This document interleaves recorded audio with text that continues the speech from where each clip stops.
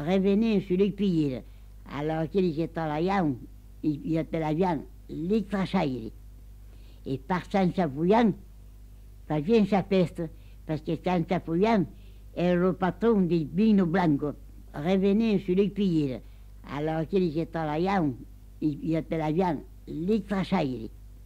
Et par San Sapouyan, ça vient sa peste, parce que San Sapouyan est le patron des Bino Blanco. Et déjà avant la guerre de 14, moi je me souviens, eh bien, le carrier faisait la semaine anglaise, c'est-à-dire le samedi après-midi, il ne montait pas. Et le lundi matin, il montait tard. Et nous avons dans Fourvière des familles où il y a peut-être 10 générations de carriers, depuis en remontant dans le temps à 2 ou 3 siècles. Et les ancêtres de mon père sont venus de Gravaison, à Fourvière, et ils sont restés. Dans le Fourvière, c'était les carriers qui faisaient marcher tout, les bouchers, tout. Ça marchait, il y avait 200 carriers, entre carriers, terrassiers, charretiers. Je vais aller voir quand ils descendaient à midi pour aller dîner le soir à souper. Tu redis quand on retourne dans l'enterrement, tu sais qu'il y a tant de monde. Tu redis le 14 juillet, il n'y a plus de monde le soir, il y a des mecs dans le 14 juillet. Revenir sur les pieds. Alors qu'il était là, il était la viande, les crachailles. Dans la langue provençale, on appelle ça l'iprasaire. Et nous avons dans Fourvière des familles où il y a peut-être 10 générations de carriers, depuis en remontant dans le temps à 2 ou 3 siècles. Hein, des vieux carriers comme j'ai connu, la Cano, des hommes comme ça, alors c'était des vieux souches de Fourvielloise. Le vieil caquette, comme il a dit. Ah ben celui-là, c'était un vrai carrier. Mais ben, il était dans le bureau des syndicats, celui-là. Alors, je me souviens de ça. Et déjà avant la guerre de 14,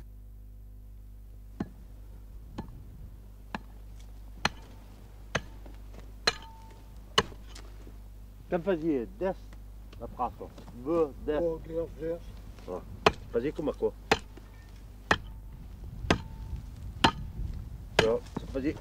Et comme quoi, hein, oh. Ça datait, nous avons encore des vieilles carrières là, du côté de la montagne. Mais le carrier, c'était pas pareil. Ça. Le carrier, lui, il était tranquille, il savait que personne n'allait prendre la scie sans savoir s'il est.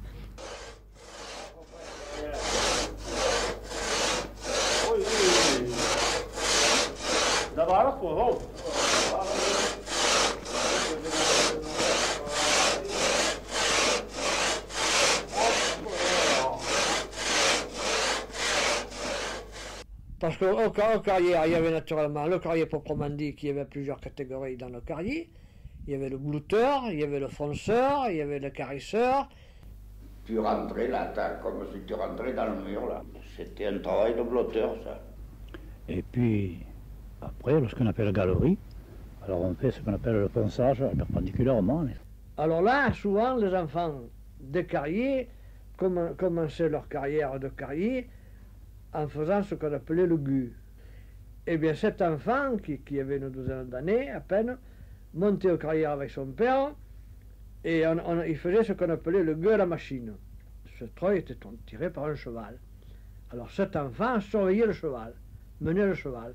Alors on l'a pesé le gu parce que les carriers ont besoin de taquiner cet enfant, et cet enfant, lui, faisait des couillonnades aussi au carrier. Puis il faisait un peu le terrassier, et puis son père l'embrigadait avec lui. Il connaissait déjà la technique de faire des calories. Seulement, il le faisait avec des gens de petites escoudes, n'est-ce pas, petits engins comme ça. Alors, il faisait ce qu'on appelait une chic. Sautecoeur a dû vous en parler, des chics. Bon, ils faisaient leur chic en haut, hein, et puis après, ils faisaient péter, quoi. Voilà. Ça a toujours été les plus forts, n'est-ce pas? Parce que pour faire une galerie, ils ont juste assimilé, si vous préférez, la technique du crocodile, c'est-à-dire des scies à main. Alors, il y en avait de différentes sortes. Il y avait des scies qui étaient rondes, comme des tronçonneuses maintenant, mais qui étaient à main. Et ils ont su assimiler cette technique du crocodile, arriver à faire des blocs qui faisaient 1 mètre de profondeur en galerie, alors que péniblement on faisait 50. Si vous voyez toutes les galeries qu'il y a, Au bout, effectivement. c'est 50. Bon. Ensuite, Ils avaient un système de manutention pour bouger les blocs, les crics, les pinces et les rouleaux. C'était une élite, quoi je veux dire. C'était une élite qu'on ne retrouve pas, par exemple, dans un autre pays de pierre. Dans les scies, ça a été les premières scies, ça a été un fabricant qui les a faites en acier qui résistait, c'était Mongin. Et il y avait Peugeot. Peugeot a commencé à faire des scies. C'est la fin du siècle dernier.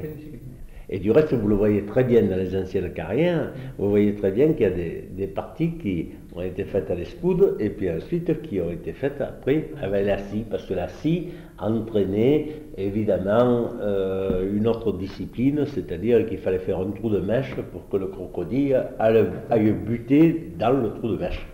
Dans la langue provençale, on appelle ça l'itrasaire. Tout est normalisé, les dimensions sont normalisées. C'est-à-dire que les architectes faisaient leur plan et leur appareil en fonction des blocs qui sortaient des carrières. C'est-à-dire c'était les kérades qui faisaient 90, 50, 45, les trespanières, les kérades qui faisaient 65, 50, 45, les kérades qui faisaient 90, 50, 45, les carreaux qui faisaient 75, 65, 45, et qu'on pouvait diviser en 4 pour faire des kérons. Le tailleur de pierre n'avait pas à se casser la tête, il savait qu'il allait avoir, il achetait tant de trespanières, tant de kérades, et le cas échéant, des blocs. Mon père gagnait, je me rappelle quand on le payait, les piècettes d'or avant la guerre de 14, on les payait avec des pièces d'or. Quand il apportait sa paye, il a des pièces d'or, il prend une pièce d'or, il prend sur le coin de la table, je le vois ça. Ah ben les carriers, il gagnait un peu plus. J'avais des collègues, moi, il était carrier, lui. Et il avait toujours des sous plus que moi. Il gagnait beaucoup plus d'argent que nous qui étions des paysans, vous savez. Il gagnait 100 sous par jour, mais 100 sous à cette époque. Et il fallait doubler, nous autres, on gagnait 3 francs, pas plus. Et alors? Avant la guerre de 14, que moi je me souviens un peu, le carrier gagnait 5 francs par jour. Alors 5 francs par jour en 1914, quand le paysan gagnait à peine 3 francs, c'était quand même une catégorie de travailleurs qui était assez aisée. Parce que là, ils étaient à la tâche. Vous voyez, ils étaient au forfait alors. Il n'y avait pas beaucoup qui travaillaient à la journée. Et qui alors, surtout, n'avaient pas le temps perdu. Parce que le carrier, étant donné qu'il travaillait dans les carrières, sous terre, eh bien, qu'il pleuve, qu'il vente ou qu'il fasse froid ou chaud, il travaillait toujours, tandis que le paysan... Quand il travaillait, il gagnait juste pour vivre.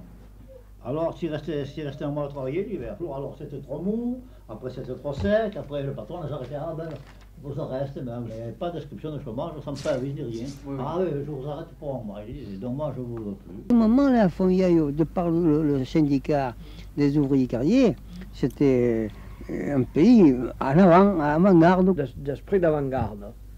Voilà, parce qu'ici, il y a eu la chambre syndicale des ouvriers carriers, c'était son titre, c'est la chambre syndicale des ouvriers carriers. Ça a été un des premiers syndicats qui existait en France. Voilà. Il était jaune, le syndicat jaune qu'on appelait ça. Il était indépendant des autres fédérations. Il n'y avait aucun pays qui fêtait le 1er mai. Et les carriers s'étaient défendus de travailler le 1er mai. Et avant le 1er mai, alors le jour du 1er mai, on faisait un banquet au National, qui avait le siège là. Mais si tu avais travaillé à la carrière, le patron était obligé de te foutre dehors. Parce que les carriers gagnaient beaucoup d'argent. Mais il y en a qui faisaient 10-12 heures de travail par jour. Et c'est ce que le syndicat a voulu abolir. Ils ne travaillaient plus que 8 heures, et ils y sont arrivés. C'est ce qui est arrivé quand il y a eu les éboulements. Mon père il était dessous, là, et que la veille, il est venu l'ingénieur des mines, il a dit au patron, il a dit non, il y avait un risque, enfin, le lendemain, ça s'est écrasé. Mon père le racontait, il avait 18 ans, mon père, quand c'est arrivé. Il a quitté les carrières, il était allé travailler à Bézaride pendant un an au champ. Il ne voulait plus faire le carrier, il a tellement été épouvanté. J'ai visité les lieux du sinistre.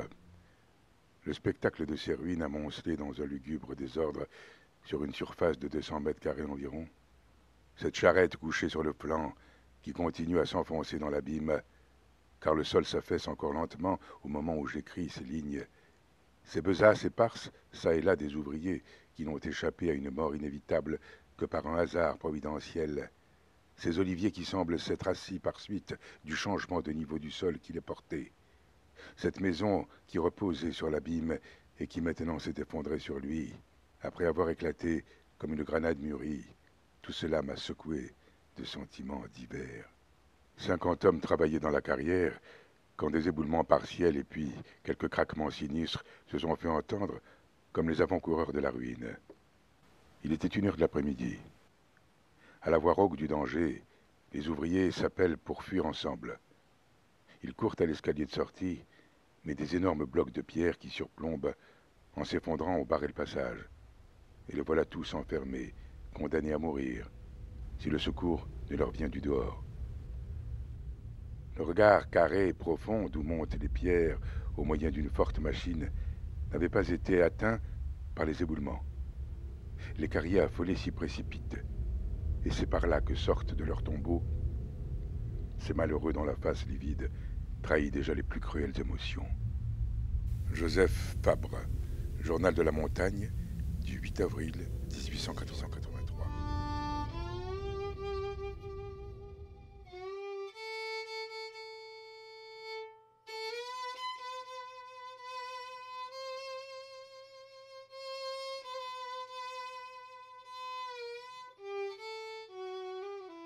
Le paysan, c'était pas pareil, n'importe qui pouvait être un paysan.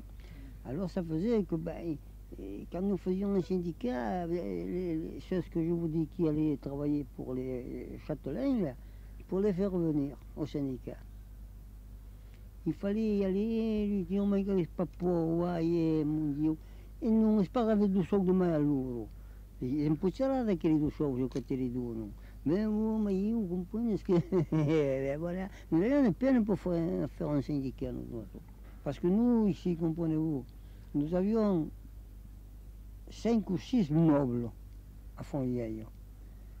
Et ces nobles avaient toutes les grandes propriétés, vous voyez. Ils occupaient presque la totalité des ouvriers agricoles. Alors, sans même faire pression sur ces ouvriers, les ouvriers d'eux-mêmes, pour ne pas désobliger son patron, ils envoyaient ses enfants aux écoles congréganistes. C'était la vraie bourgeoisie, et puis c'est encore un embryon de la féodalité, ce qu'il y avait à ce moment-là. C'est Romain, on était misérables. C'est pour ça qu'on était allés dans le mas travailler. Dans le temps, moi j'ai connu des mas ici où il y avait 20 ouvriers en permanence toute l'année. Les rafis.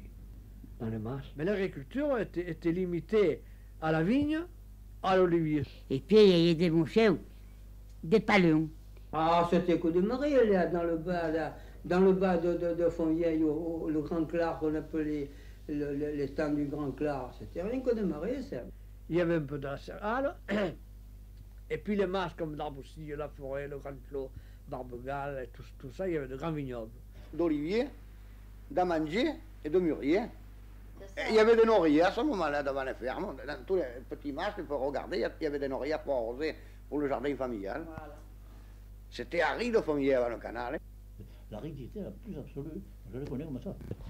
Il y avait un certain esprit libre-penseur dans Fontvieille. On appelait, il y avait même une société à l'époque de libre-pensée. Des gens qui ne fréquentaient pas l'église. Puis alors nous avions eu longtemps le maire de Fontvieille qui était Marion, docteur Marion, qui est resté 30 ans maire de Fontvieille, et qui était un socialiste de l'époque. Il y avait deux clans, il y avait les rouges et les blancs. Alors les rouges, naturellement, c'était les carriers, et les blancs, c'était beaucoup de paysans. Alors les gens qui étaient qualifiés de blancs dans Fontvieille, c'est des gens qui fréquentaient l'église. Voilà. Tandis que les rouges, la gauche, les carriers, c'était ceux qui fréquentaient moins l'église. Ah ben c'est le petit Martin de Saint-Jean, à côté des yeux. Républicain canaille, se faisait pas un travail, se faisait manger à ta femme, vivre le drapeau blanc. Il n'avait jamais quitté la Lec, il faisait pas cacher ses moutons dans les vergers, là, et il descendait jamais. Et une fois, il est allé à Arles, il est allé. Tu sais l'oratoire qu'il y a à Saint-Roch, à côté de Samson, là. Ils allaient faire des bénédictions, des rogations qu'ils appelaient par terre. Le clergé à l'époque, la croix en tête, les enfants de cœur, des cantiques en procession. Le maire se mettait les attendait avec son écharpe. Et t'as taillé, oui. Il y avait d'abord bagarre, les frères et les sœurs étaient brouillés quand ils n'étaient pas de même bord. Les oncles et les tantes, il y avait des brouilles dans les familles qui se transmettaient de génération en génération. Et quand nous faisions un syndicat, les choses que je vous dis qui allaient travailler pour les châtelains, là, pour les faire venir. Il fallait y aller, lui dire, mais il pas pour, mon Dieu. E non sparava do sol de mai a loro. E non può che do sol giocatori d'uno. Ma io compagno che voilà. Mais là, on n'a pas pour faire un syndicat. Parce que nous, ici, comprenez-vous, nous avions 5 ou 6 nobles à Fontvieille. Et ces nobles avaient toutes les grandes propriétés, vous voyez. Ils occupaient presque la totalité des ouvriers agricoles. Alors, sans même faire pression sur ces ouvriers, les ouvriers d'eux-mêmes, pour ne pas désobliger son patron, ils envoyaient ses enfants aux écoles organiste. C'était la vraie bourgeoisie. Et puis, c'est encore un embryon de la féodalité, ce qu'il y avait à ce moment-là. Sûrement, on était misérables. C'est pour ça qu'on était allés dans la masse travailler. De Fontvieille, il y avait une vingtaine de carriers. En 1882, quelques signataires du premier bureau de la Chambre syndicale des ouvriers carriers, créée en 1879, fondent la Société de la libre pensée, l'anti-religieuse. Ils se nomment Franchissin, Isnard, Brun, Gros-Louis. Article 1er. Entre les sous-signés, citoyennes et citoyens qui adhèrent au présent statut, il est fondé à Fontvieille une société sous le nom de Libre Pensée. L'objet de cette association est de briser avec toutes les doctrines religieuses.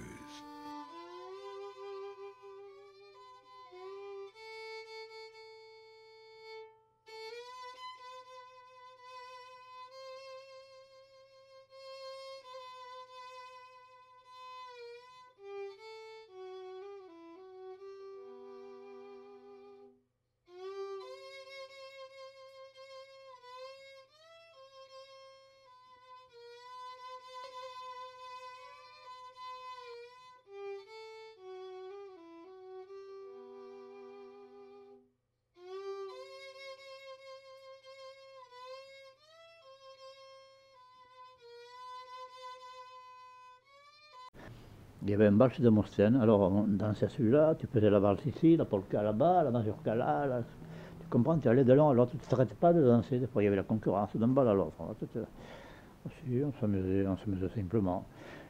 C'est comme par exemple les jeunes filles, on leur offrait à boire, mais il ne fallait pas croire que tu te mettais à côté d'elles, toi tu étais d'ici assis, et elles étaient assises de l'autre côté, hein, parce qu'il y avait leur mère qui était assise que... Si tu parlais à une jeune fille, tu la fréquentais sérieusement ou tu la laissais. Et je ne dis pas qu'il y en avait beaucoup qui étaient enceintes avant de se marier, peut-être plus que maintenant, hein, parce qu'il n'y avait pas la pilule à l'époque. Il y en avait beaucoup. Hein. Mais il y avait un accord. Mais le garçon qui avait mis une fille enceinte, l'épouse, c'était... Bon. Ce que nous faisions, c'est que nous allions à la fête de Château-Renard. Pendant la guerre, quand j'avais 10 ans, moi, quand la guerre s'est déclarée, j'avais 10 ans. Et il y avait 3 autos dans le premier. Il y avait le baron de Roure, qui avait une Ford de ces autos noires, sorterelles qu'on appelle là. Puis le Mas de la Gamme, Chadrien, qui était au Mas de la Gamme. Et venait à la messe. Puis il y avait Madame Massal, le Mas de Pré. Elle avait une 2 en bouton. Alors ça là, 2 en bouton, les phares en cuivre. La capote était tenue par des courroies comme ça, qui venaient rejoindre. Alors on était à la sortie de la messe, on était là. Tous les petits qui autour, ces 3 voitures là. Alors le baron de Montréal sortait. Alors il avait une grande police en pot d'ours. La baronne sortait, elle se mettait des voilettes, ils se mettaient des lunettes noires. On aurait dit qu'ils allaient partir en avion, les gens ne pas. C'était rigolo. Hein. On aurait dit qu'ils faisaient de 30 à l'heure, mais ils s'habillaient comme s'ils allaient faire. La vie était plus simple que maintenant, hein, c'est moins compliqué. On n'avait pas d'argent, personne n'avait de l'argent, mais tout le monde était heureux. Il y avait peut-être 10 cafés dans le premier, tous travaillaient, et tout le monde était gai, tout le monde chantait. Il y avait des opérettes toutes les semaines qui venaient. Il y avait c'était gai, c'était des balles tout le temps, c'est vrai, les gens s'amusaient beaucoup. La vie était simple, mais ça n'a rien de commun. Et puis le soir, l'abbaye en service des voisins. Les voisins venaient, après c'est nous qui allions chez eux. Après, On buvait le café, on racontait des histoires, des anecdotes.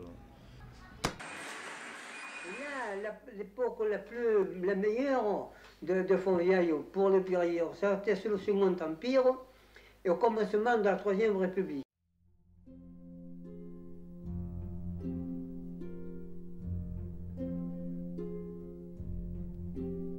Là alors, on a fait la rue de la République à Marseille, on a fait le Longchamp, c'est tout des pierres de Fontvieille ça, vous voyez. Alors ça a donné une activité dans le pays, quelque chose d'extraordinaire. On appelle ça la marque Nigo. Vous avez l'opéra, vous avez le palais Longchamp. Le palais Longchamp, il y a du Paon, là, les statues de la pierre du Paon. Et puis alors tout ce qui est boulevard Longchamp, boulevard de la Madeleine, maintenant boulevard de la Libération. Et tous les jours, c'était incroyable l'industrie qu'on avait. Sans affaire, il y avait 200 chevaux dans Fontvieille. De wagons, de trains complets. Oui, mais les chevaux qui s'arrivaient au Marseille. D'abord, si tu es à Marseille, tout Marseille est construit de pierres de Fontvieille. C'est incroyable. Si tu es au Château-d'If, tu vas là, tu es arrêté, tu remontes mieux que moi, bon, c'est les pierres de Fontvieille. Et toute la canebière, tout, c'est les pierres de Fontvieille. La rue de Paradis, la rue de la République.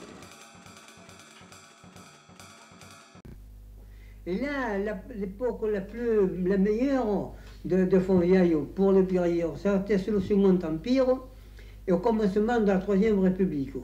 Là alors, on a fait la rue de la République à Marseille, on a fait le Longchamp, c'est tout des pierres de Fontvieille ça, vous voyez. Alors ça a donné une activité dans le pays, quelque chose d'extraordinaire. On appelle ça la marque Nigo. La marque Nigo, c'était l'époque de la reconstruction de Marseille, au milieu du siècle dernier. C'était une société qu'on appelait la marque noire, parce que souvent on marquait les pierres avec un bâton rouge ici. Celle-là peut-être le marquait en noir. C'était la plus grande entreprise qu'il y avait au moment de la reconstruction de Marseille, au milieu du 19e siècle, mettons en chiffon, en 1850. C'était la marque noire, c'était l'époque de la grande prospérité de Fontvieille. Alors je suis allé, mon père faisait le blottage. Alors moi je travaillais avec lui, il m'a dit notre plan c'est de gagner le plus d'argent possible, d'aller de l'avant. Quand le tableau était tombé, ben, moi je le refendais, tu sais, avec la scie, lui faisait autre chose, il gagnait de l'argent. J'ai fait 4 ans. Et quand je suis revenu du régiment, effectivement, quand je suis parti, mettons qu'il y a 50 carriers, quand je suis revenu, je suis resté 18 mois en Algérie, ben, il n'y en avait plus que 30. Puis après c'était presque à zéro, puis après il y a eu un petit retour. C'est M. Honorat qui était le dernier maître carrier et qui a pris Montfort, c'est son idée. Alors ça s'est passé en même temps. D'un côté, les carrières ont périclité du fait de la guerre et du fait de l'emploi du ciment armé, et de notre côté, l'arrivée du canal d'irrigation a permis d'autres cultures. J'ai vu la prospérité de Fontvieille, vous voyez, et puis la déchéance. Ça, la déchéance a commencé à la guerre de 14. Là, alors, il y avait le ciment commençait à faire son apparition, le ciment, et ma foi, les carrières ne marchaient pas trop bien. Alors, ben, beaucoup de carriers allaient en Camargue, d'autres allaient au Salin de Giron, enfin, ils cherchaient un travail comme ça. Alors, il y avait quelques-uns qui ont conservé de faire les coins avec la pierre de Fontvieille. Mais ça n'a pas duré. Et ils ont fait avec du ciment, et voilà, et ça a passé comme ça.